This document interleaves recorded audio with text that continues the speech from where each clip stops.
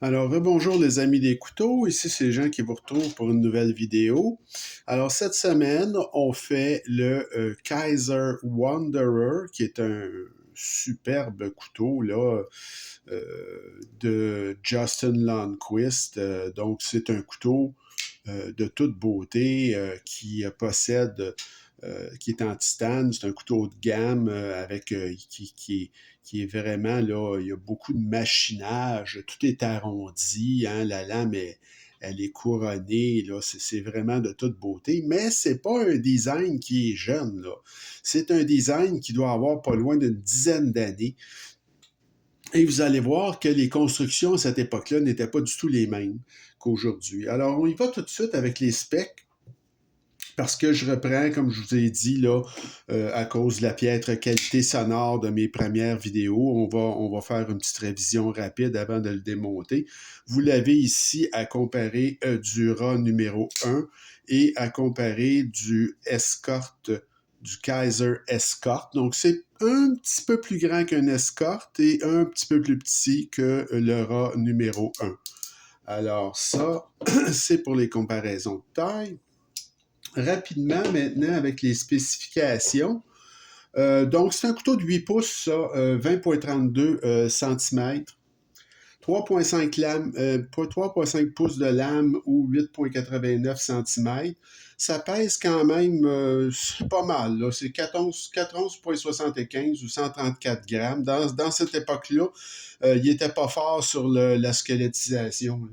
L'acier, par exemple, excellent à cette époque-là, c'était ce qu'il y avait au top, là. Il n'y avait pas supérieur à ça. C'est du S35 VN. L'ouverture se fait via un trou de pouce, comme vous pouvez voir, il est ici. Donc, ça se fait très, très bien. Là, je l'ai manqué, mais je veux dire, c'est un couteau qui est relativement facile à ouvrir. Le verrouillage, alors, c'est un verrouillage de cadre tout à fait standard. Et la manche, comme je vous ai dit, est en titane. L'action, ben c'est ça. L'action, dans ce temps-là, il y avait à peu près pas d'action à billes, hein. Alors, c'est un amalgame de 2 rondelles de bronze et une rondelle de téflon sur chaque côté du couteau. L'épaisseur de lame 0,14 pouces ou 3,5 mm.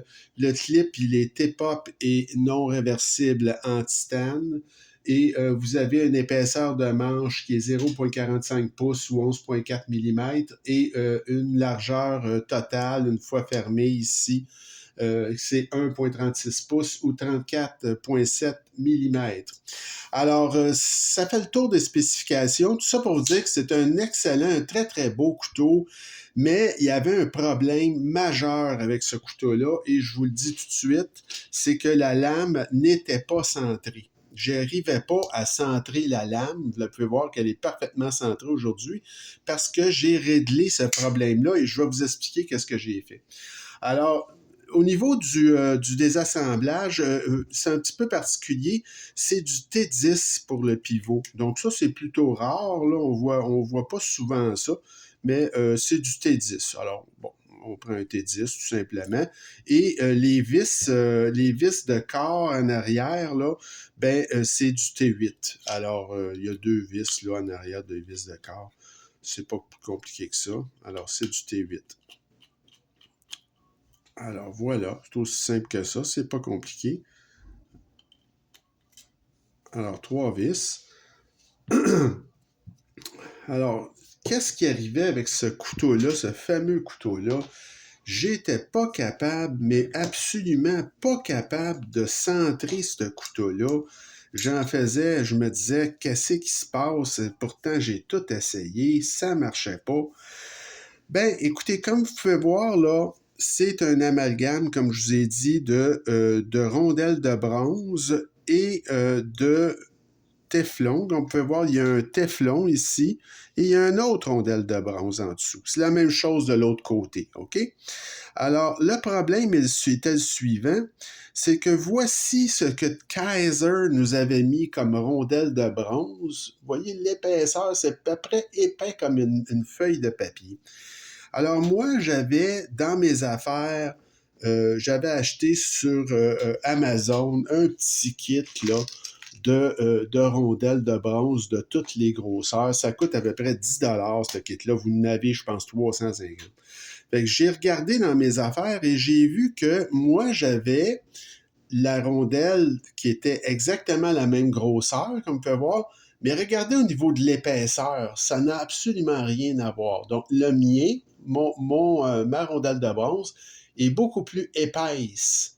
Et c'était ça le problème de ce couteau-là, c'est que les rondelles de bronze, une des deux rondelles de bronze sur chaque côté était pas suffisamment épaisse, ce qui donnait un jeu, et j'étais pas capable de visser correctement pour ne pas avoir pour avoir une lame centrée. C'était impossible. Le couteau était continuellement décentré.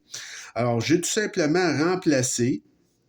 Alors, on laisse la construction était faite avec le téflon dans le milieu. Alors, je l'ai laissé dans le milieu. Et j'ai tout simplement remplacé cette rondelle de bronze ultra mince par une rondelle de bronze qui est plus épaisse. Et j'ai fait la même chose sur l'autre côté. Et le tour est joué. Ça, on n'a pas besoin de mettre d'huile en passant là-dessus. Là. C'est pas nécessaire. Comme vous pouvez voir, l'intérieur, c'est parfaitement propre. Là, moi, je m'en sers pas. Donc, on n'ira pas rajouter de l'huile là-dessus. C'est tout à fait inutile. Alors, je vais le réassembler, puis vous allez voir que tout va tomber en place. Il n'y a pas de... Il n'y a plus de problème au niveau du centrage de lame. Donc, c'est vraiment c'est super le fun parce que, écoutez, quand vous avez un couteau, c'est quand même un couteau que j'ai payé 190 $. Donc, c'est un haut de gamme et la lame était extrêmement décentrée et je vous dirais même qu'elle touchait une des parois, ce qui est extrêmement désagréable.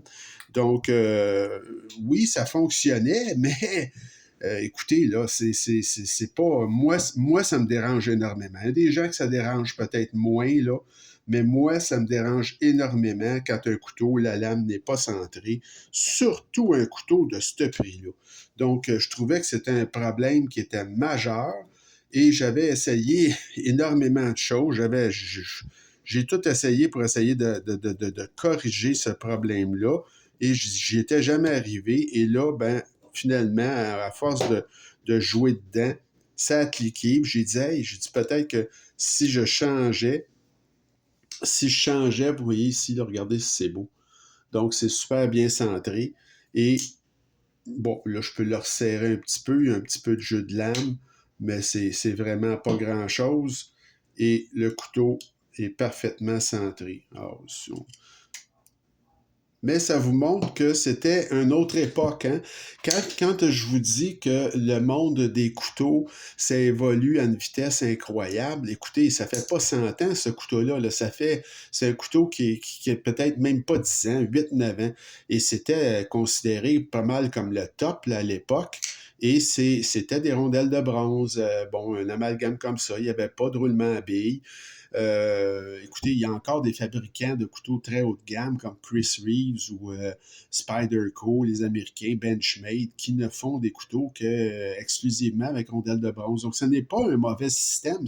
Ça donne une action soyeuse. Regardez, là, c'est quasi drop shot. L'action, elle est très, très bonne. Bon, là, il n'y a plus aucun jeu de lame. C'est vraiment une très belle pièce, ce couteau-là. Évidemment, aujourd'hui, c'est discontinué, ce couteau-là.